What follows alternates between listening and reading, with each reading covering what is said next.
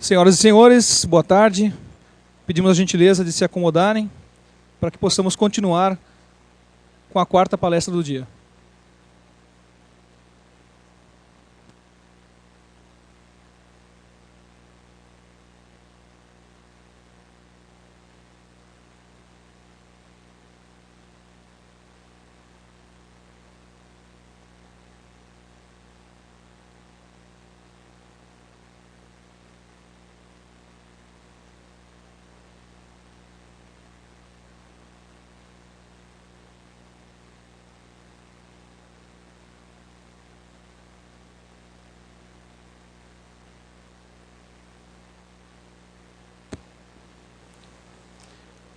Iniciando os trabalhos desta tarde, ouviremos a palestra do Major de Polícia Militar Carlos Renato Lima da Silva, da Polícia Militar da Bahia, que abordará o tema a segurança de voo aplicada nas operações aéreas de segurança pública e defesa civil.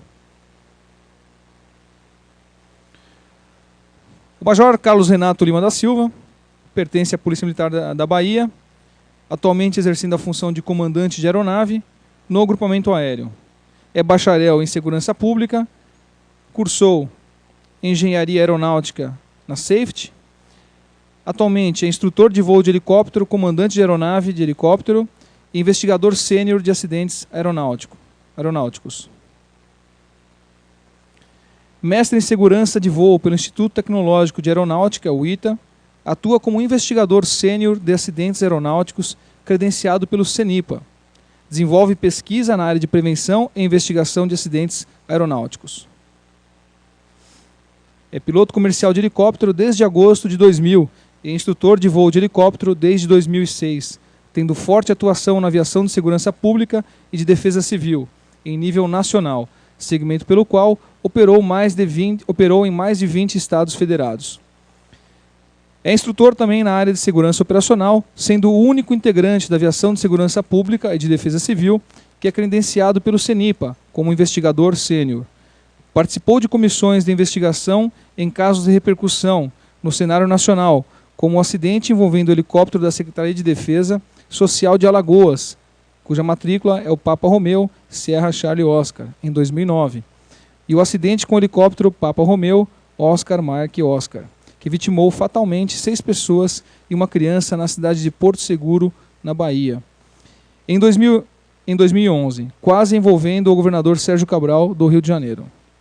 Dentre outros, possui cursos na área de gerenciamento de crises, desativação de artefatos explosivos, operações especiais, tiro, instrução de voo de helicóptero, padronização de instrutores de voo, prevenção de acidentes aeronáuticos, Search and Rescue, Company Resource Management, Safety Management Systems e investigação de acidentes aeronáuticos. É mestre em segurança de voo pelo Instituto Tecnológico de Aeronáutica, o ITA, e possui aproximadamente 4.500 horas de voo em helicóptero. Pedimos a gentileza, então, do Major Renato para comparecer para dar início à palestra.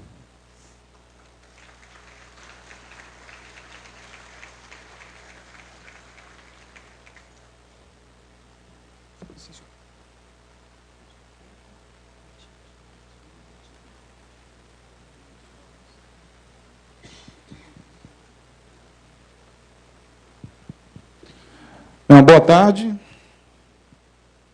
Uma boa tarde a todos. É uma honra, né, estar aqui diante dessa seleta plateia, atendendo ao gentil convite, Tenente Coronel Gaspar. Fiquei extremamente honrado. A unidade, Grupamento Aéreo da Polícia Militar da Bahia também se sente extremamente honrada, bem como a Corporação Polícia Militar e o Estado da Bahia. Vamos discorrer, conversar, trocar uma ideia.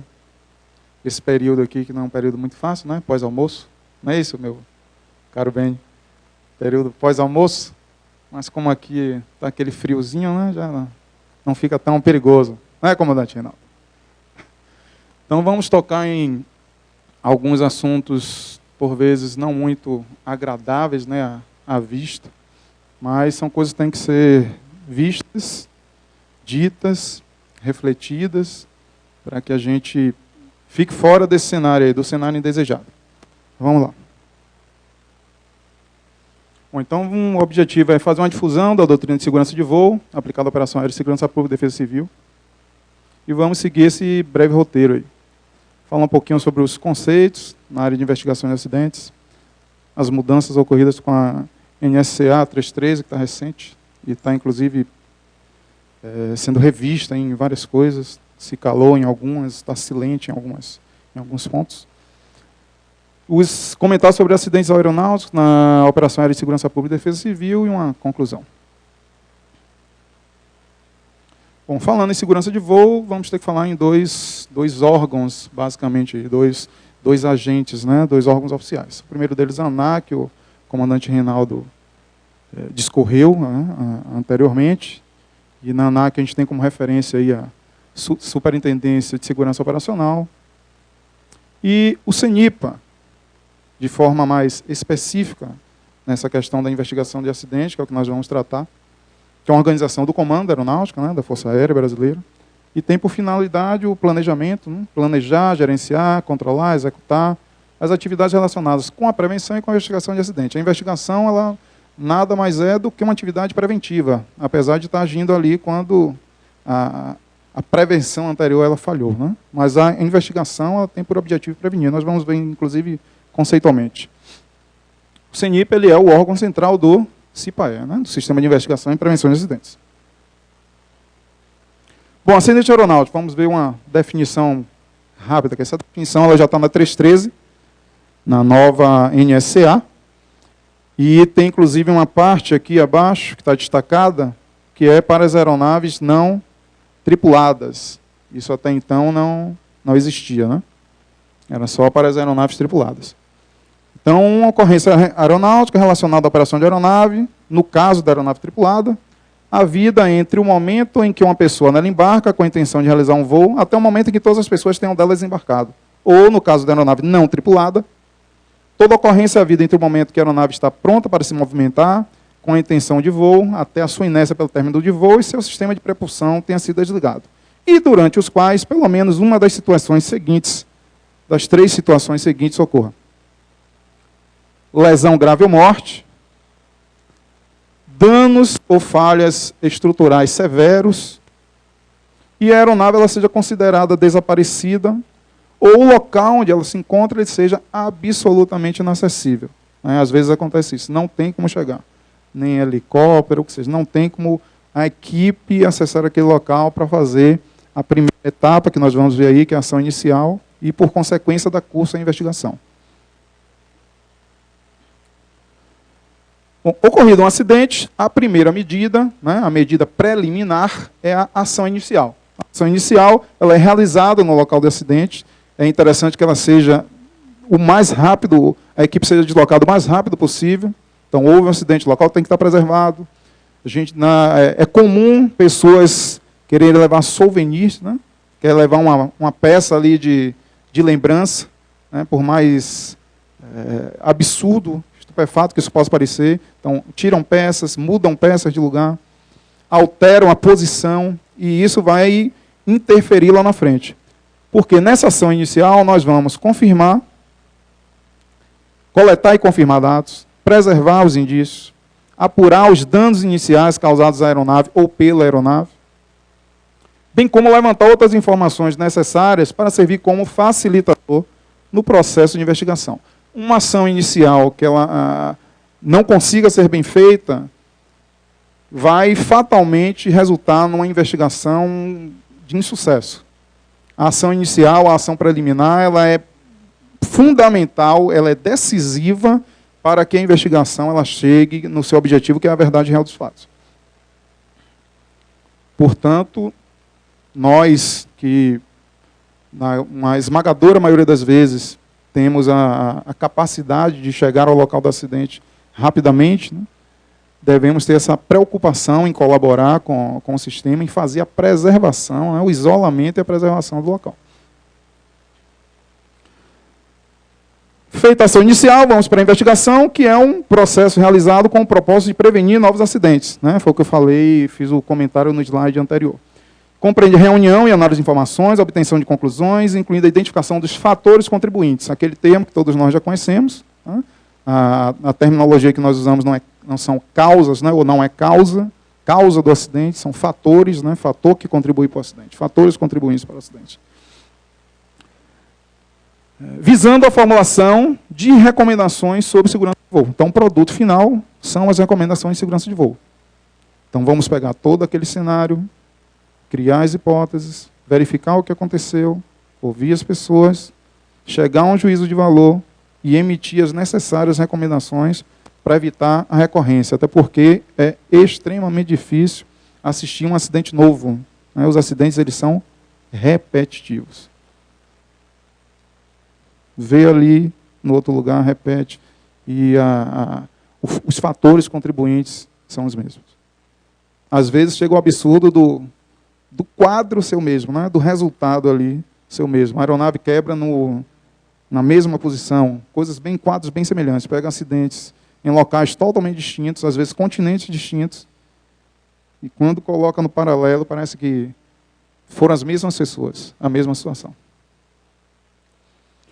Bom, tudo isso aí não é feito de forma aleatória, então segue o anexo 13 da ICAO, e os países signatários eles incluem, na medida do possível, a mesma redação nas normas sugeridas pela organização. Ressalvadas suas diferenças, eles incluem a mesma redação. E essa redação, no CIPAE, ela tem o objetivo de prevenir futuros acidentes. O propósito não é determinar culpa ou responsabilidade. Essa é uma luta antiga, mas que está fundamentada no anexo 13. Então, o judiciário ele tenta incessantemente obter as informações, os resultados da investigação, a própria investigação, mas isso vai contra a doutrina, contra o que está preconizado no anexo 13, numa norma de cunho internacional, no que é seguido pelos países signatários. E no próprio anexo 13, no item 5.4.1, ainda podemos assistir, ler, ver, comprovar de que lá está escrito todo procedimento judicial ou administrativo para determinar culpa ou responsabilidade deve ser independente da investigação do acidente aeronáutico. Então, vai ocorrer uma investigação paralela para quem precise daquela imputação de culpa, daquele ressarcimento, daquela indenização.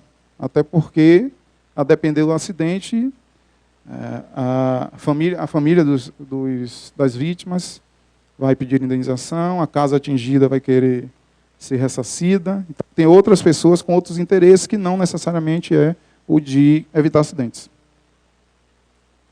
Bom, vamos a umas perguntinhas rápidas ali que, vez por outra, acontecem. Né? Então, quem é que pode participar da investigação do acidente aeronáutico conduzida pelo CENIPA? Existe uma comissão, houve o acidente, ação inicial, investigação. A comissão ela tem um investigador encarregado e diversos outros profissionais que vão cuidar, basicamente, da parte operacional, do fator operacional, do fator humano, do fator material e quaisquer profissionais que sejam necessários para dirimir dúvidas que no caminho sejam encontradas. Não precisa de um especialista em motores a reação, de um especialista em relações humanas. Qualquer um pode ser convocado para essa comissão. O país sede, é interessante que a gente pontue isso aqui, o país sede ele é o responsável pela investigação, que é realizada com apoio de técnicos de outras nações envolvidas, fabricante de aeronave, o operador, e de entidades, podem ter entidades ligadas à aviação. Temos aqui, mostrar para os senhores, para ilustrar esse acidente aqui. Nós estávamos lá como fator operacional, os senhores podem ler aqui, ó, BEA. Então, esse acidente ele foi lá em Porto Seguro, acidente do Papa Romeo, Oscar e Mike Oscar. Era um B2, novinho, um avião não tinha, a aeronave não tinha nem 100 horas de voo. E como foi um acidente de grande repercussão, porque aí quase embarca o governador Sérgio Cabral e seu filho, vitimou a namorada do filho, houve um cuidado ainda maior para que nenhuma dúvida pairasse sobre os fatores que efetivamente geraram esse acidente. Né? Todos foram vitimados, 6 pessoas, e ainda tinha uma criança, né? Excederam a lotação, né? A lotação do esquilo é para 6, tinha uma criança, então foram 7 pessoas aí que foram vitimadas. Isso foi o que sobrou da aeronave. Então nós vemos aqui um técnico do BAA, né? O BAA é o CENIPA francês. E esse outro aqui, o alemão, ele é da Eurocopter. Então na equipe estávamos ali com esses 2 profissionais somados. O BAA acompanhando, porque o helicóptero tem uma homologação francesa, e a Eurocopter, você a fabricante, né, tem interesse direto ali sobre o que aconteceu. Fora técnicos da Turbomeca e da própria Elibras. Bom, quando é que a investigação está concluída? Isso é uma dúvida que, vez por outra, também ocorre.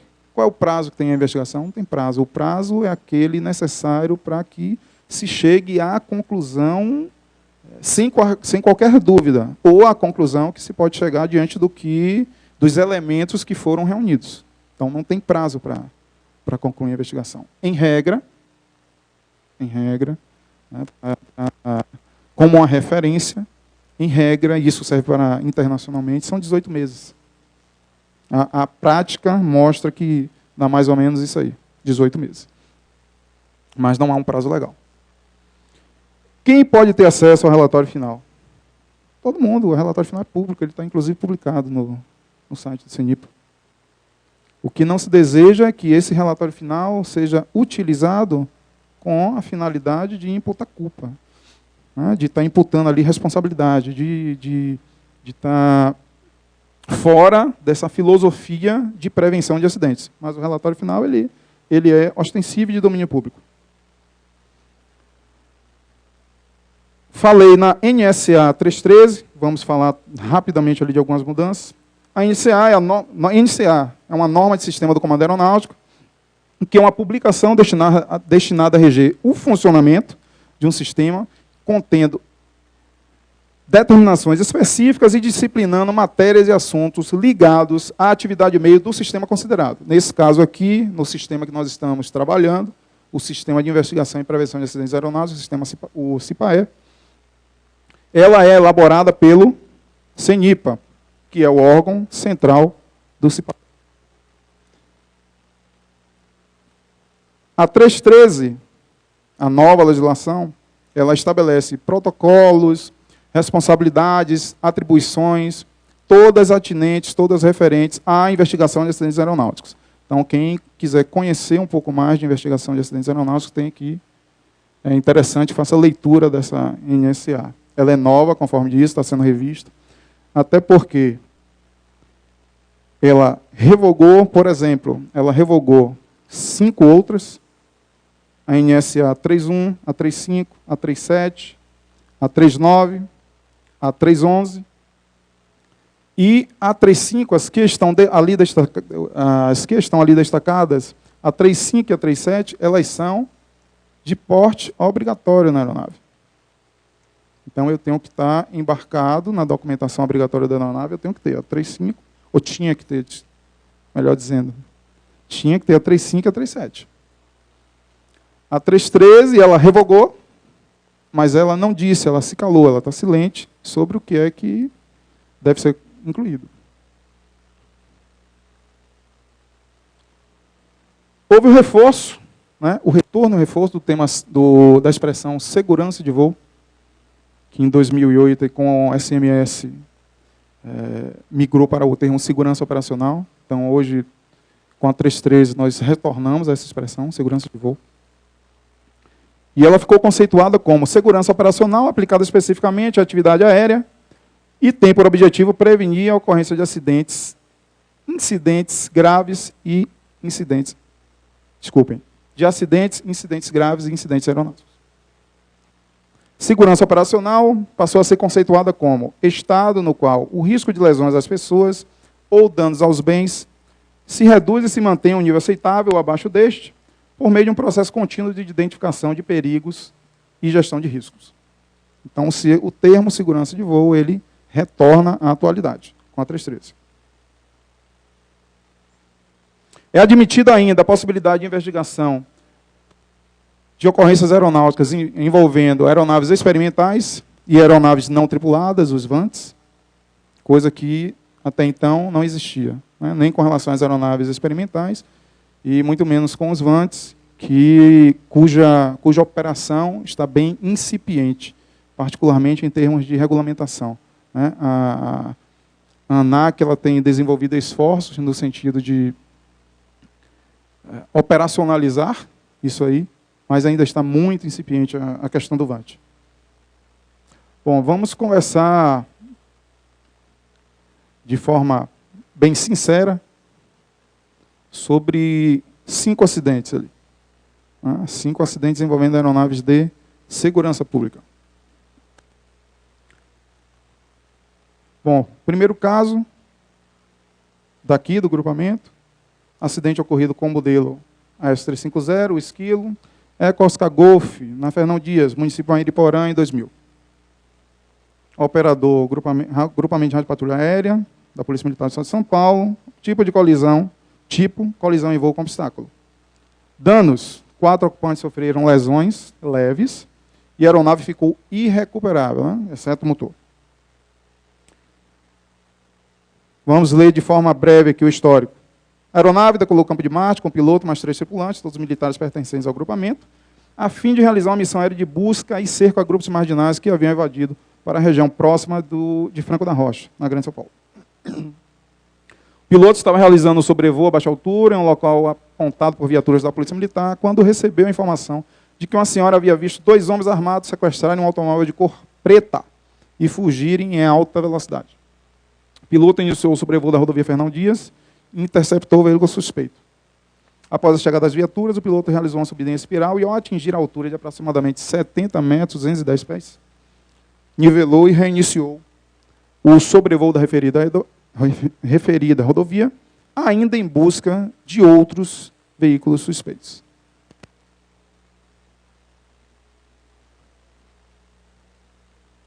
Próximo a Mairiporã, o helicóptero chocou-se com os fios de uma rede de alta tensão que cruzava a rodovia.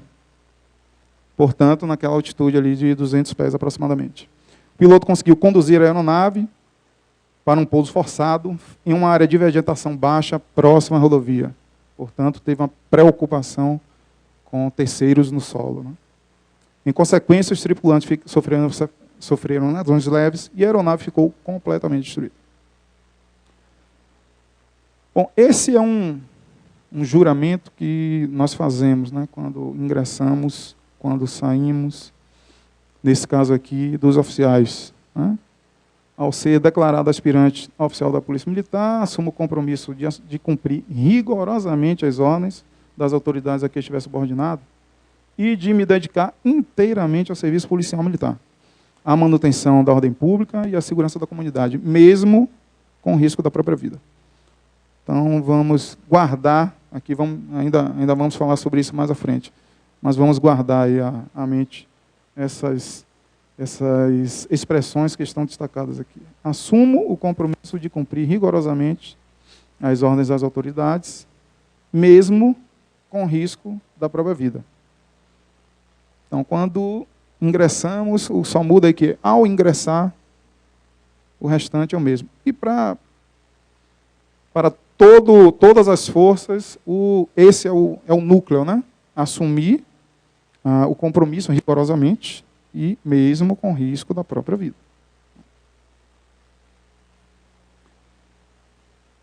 Vamos ver um segundo caso, é o Eco Mike Vitor, operado pela Polícia Militar de Goiás. Foi o primeiro helicóptero bimotor operado na operação específica da operação de polícia. Aí estamos falando aí de 24 de agosto de 2000. Operado pela Polícia Militar de Goiás, tipo falha do motor em voo. Danos, 3 dos 6 ocupantes sofreram ferimentos leves, a aeronave ficou irrecuperável, né? Está aqui a foto. A aeronave decolou de Goiânia pela manhã, 8h20, transportando autoridades do governo estadual para realizar o sobrevoo de uma ponte sobre o Rio Corumbá. Eles iam fazer um levantamento de local. Após 10 minutos, a cerca de 500 pés, o piloto percebeu um aumento T4 no motor esquerdo, chegando a 50 graus centígrados a defasagem de T4 entre os dois motores. O piloto atuou no botão de equalização dos motores para nivelar as temperaturas. Em seguida, deu-se o acendimento da luz de limalha no motor esquerdo, portanto, um comprometimento sério do motor, seguido de uma guinada indicativa da falha daquele motor. O piloto optou por um pouso corrido em terreno arado. Após o toque, a aeronave colidiu com o nariz no solo e tombou para a esquerda, sofrendo danos graves. 3 dos 6 ocupantes sofreram ferimentos leves. Lá na frente, na análise, nós vamos poder perceber esses traços baseados nas evidências que estão apontadas no relatório final, de improviso, de falta de treinamento, de clima de complacência, de escassez de recursos, coisa que é comum nas unidades operacionais terrestres de boa parte das unidades de segurança pública. Vamos partir para o terceiro caso. Yankee Fox, Natal. Acidente ocorrido também com modelo esquilo, no campo de futebol do quartel do Comando-Geral da Polícia Militar do Rio Grande do Norte, município de Natal, em 1º de maio de 2003. Operador, Secretaria de Segurança Pública e Defesa Social, representado pela Polícia Militar do Rio Grande do Norte, era a polícia militar que ficava com essa aeronave, na época, agora está efetivamente na Secretaria. Danos, 2 dos 4 ocupantes sofreram ferimentos leves. A aeronave sofreu danos graves, sendo que alguns dos componentes estruturais ficaram irrecuperáveis. A aeronave preparava-se para decolar do campo de futebol do quartel do Comando-Geral, com 4 pessoas a bordo, sem notificação de voo, com destino ao centro administrativo do Estado. Após a saída do solo, a aeronave iniciou um giro acelerado para a esquerda, com deslocamento lateral para a direita. Portanto, falta de controle. O piloto, sentindo-se incapaz de controlar o giro, comandou a alavanca de passo coletivo para baixo, com o intuito de efetuar o pouso da aeronave, o que, inclusive, gerou a falha ativa ali. No momento que ele fez isso, o helicóptero tocou bruscamente o solo, vindo a quebrar o esqui direito, que adernou para este lado, colidindo as partes do rotor principal com o solo e, finalmente, tombou a aeronave para aquele mesmo lado, para o lado direito, causando danos graves à aeronave. O piloto e um dos passageiros sofreram ferimentos leves, enquanto os demais passageiros saíram ilesos. Neste aí, também repete-se a informalidade, o improviso, entra uma boa dose aí do autoritarismo, da invulnerabilidade, né, daquele sentimento que mata muita gente. E está expressado aqui, está simbolizado aqui, né, uma expressão que é muito popular: o soldado é superior ao tempo. Né? Então, ele realmente é, até que ele pega uma bronquite, pneumonia, tuberculose, alguma coisa desse tipo. E aqui o advento aí, a famosa carteirada, né? Sou polícia, tudo posso, e sai da frente.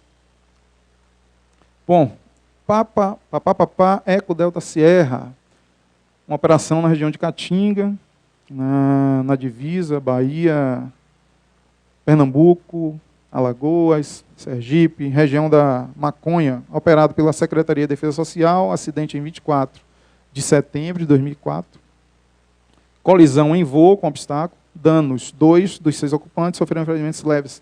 A aeronave ficou irrecuperável. Foto aqui é da própria aeronave. O helicóptero, durante o embarque dos passageiros em voo pairado, colidiu o rotor de cauda contra um obstáculo. Foi uma pedra. Ele estava pairando sobre uma pedra para o embarque de passageiros.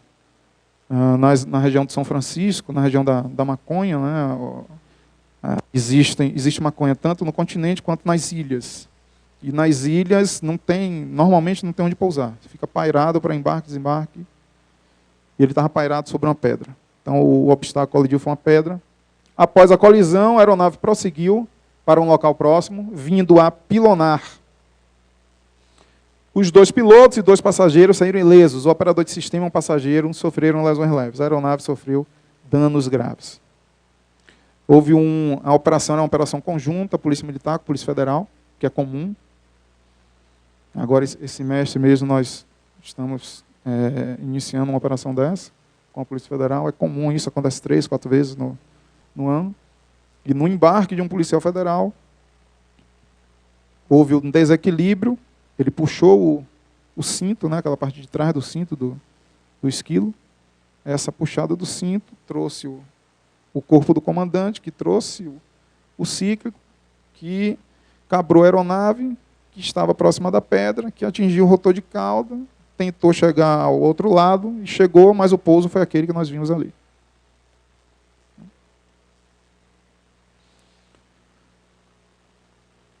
Lá na frente, comprovaremos aí a informalidade, improviso, mais uma vez, a carência de pessoal, a carência geral de pessoal, equipamentos, salas, a essa época nesse grupamento.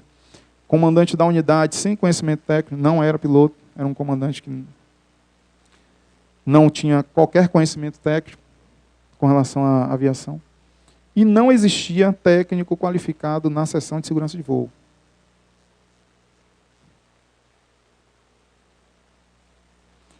Quinto e derradeiro caso nessa apresentação, um acidente ocorrido com o CIOPAE, o Centro Integrado de Operações Aéreas, da Secretaria de Segurança Pública e Defesa Social do Estado do Ceará, na base, inclusive na base aérea de Fortaleza. Nessa época eles operavam dentro da base aérea. A base de operações do CIOPAE ficava dentro da base. Então foi em 29/12/2005, né, perto da virada do ano. Tipo, perda de controle em voo, 3 dos 5 ocupantes faleceram e 2 sofreram ferimentos graves. A aeronave ficou irrecuperável. Um desses ocupantes que faleceu, inclusive, na verdade, não era uma única pessoa. Era uma oficial do bombeiro, que era a copiloto, estava grávida, aquele era o último voo. Esse voo era o último previsto. A aeronave decolou do CIOPAE, na base aérea de Fortaleza, às 15h08, para voo de patrulhamento. No regresso, a aeronave executou uma aproximação normal para o ponto designado e, na finalização, passou a vertical do ponto de toque em flare acentuado. Em seguida, procedeu a uma arremetida pelo ar com curva pela esquerda, ingressando num tráfego encurtado. Só que esse tráfego aí estava muito baixo, né? Segundo o tráfego, ele foi executado a uma altura estimada de 200 pés. Ao final da curva base, a aeronave encontrava-se em uma curva para a esquerda, com elevado grau de inclinação, quando repentinamente estolou, perdeu altura, e mantendo a inclinação lateral, colidiu com o terreno em local desabitado, dentro da própria base. Dos 5 ocupantes, 3 faleceram no local, né, a grávida, inclusive, e 2 tiveram lesões graves. A aeronave ficou completamente destruída. Para esse, nós vamos destacar aí o foco excessivo no cumprimento da missão, né? Então, cumpra a missão a qualquer custo. Informalidade administrativa, a realização de instrução improvisada, a ausência de mecanismos de controle da instrução e a ausência de reportes de segurança de voo, de relatórios de prevenção.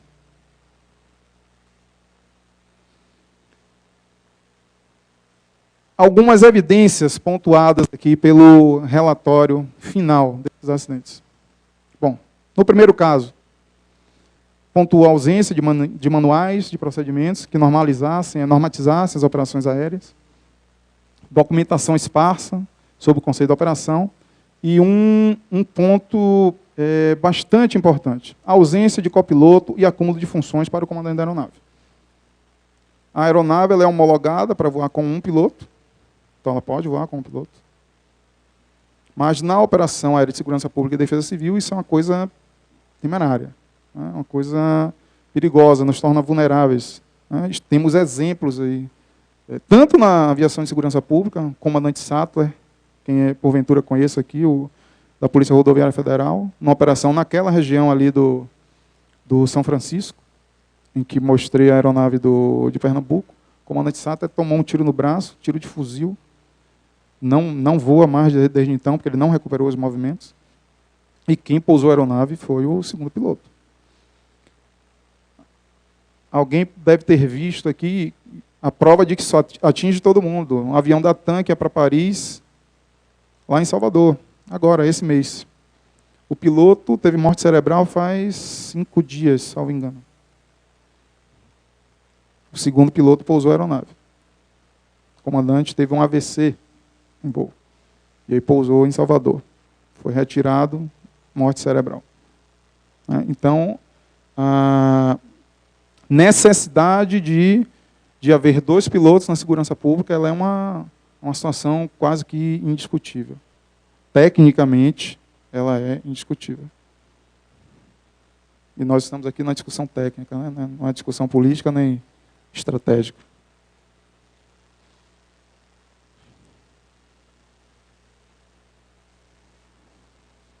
Vamos falar sobre a análise daquele caso 1 ali. As evidências apontaram para a existência de uma cultura formal, carente de procedimentos que melhor referenciasse a ação das tripulações. O foco excessivo no cumprimento das missões, a qualquer custo, é o traço mais forte da presença da cultura policial incutida em sua formação de pessoal. Nesse evento está presente no piloto, quando este decide ficar vulnerável às várias redes de alta tensão existentes no local, para poder melhor visualizar os eventuais suspeitos, e está igualmente presente na organização quando esta compõe tripulações sem o copiloto, mesmo para emprego em missões de segurança pública e defesa civil. Então, nós vimos ali, né, aquela mensagem que eu pedi para guardar do juramento. Né? Então, cumprir rigorosamente as ordens, mesmo com risco da própria vida. É assim que nós somos forjados. Né? É dessa forma que nós nos arriscamos pelas pessoas que nem conhecemos, nas unidades terrestres, podendo tomar um tiro, podendo matar ou morrer, podendo não voltar para casa, é com essa premissa, né? Com esse trabalho, com essa crença, indo para um termo técnico da cultura organizacional, né, comandante Gonçalves? Com essa crença que nós fazemos isso. Da mesma forma, é com essa crença que o bombeiro adentra uma casa em que ele tem uma 90% de chance de que aquele teto caia, mas ele vai entrar, porque tem uma vida ali que precisa ser retirada. Ele vai entrar. Então, é fundamentado, é com essa cultura que ele arrisca a sua própria vida. Mas essa cultura, a gente tem que ter um cuidado muito grande com essa cultura na aviação.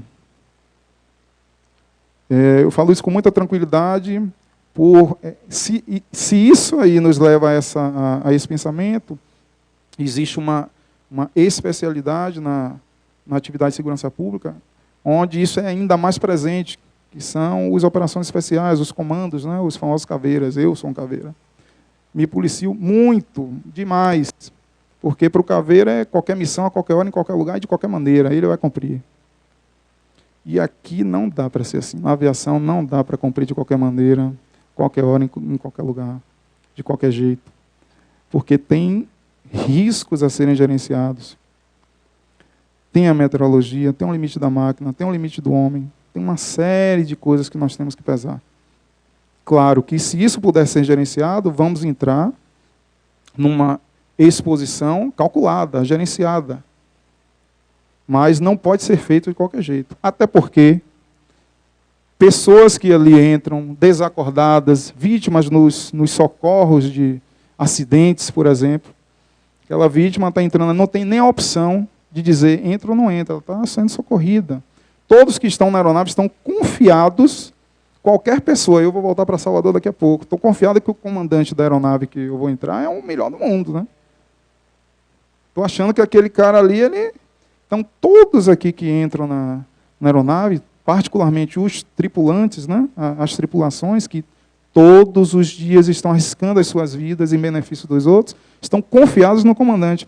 Muitas vezes a gente não reflete o dia a dia, né, leva a não mais refletir essa coisa tão nobre, tão importante, tão diferenciada, que é a responsabilidade ali do comandante da aeronave. Todos estão confiados no comandante da aeronave. Se der uma pane, ele vai adotar ação corretiva. Se tiver um ambiente operacional cujo risco não pode ser gerenciado, ele vai abortar a missão. Todos estão confiados nisso. Não é verdade? Ninguém vai entrar ali achando que o comandante é um suicida, né? Ninguém vai entrar lá sim. E, infelizmente, muitas vezes, essa cultura pode nos levar, sem perceber, a essa situação. No afã de cumprir a missão com o risco da própria vida, a gente leva, inclusive, a vida dos outros. Então, esse é um cuidado, é um alerta, é algo que nós temos que refletir muito, que o comandante Reinaldo aqui, numa outra abordagem, também tocou.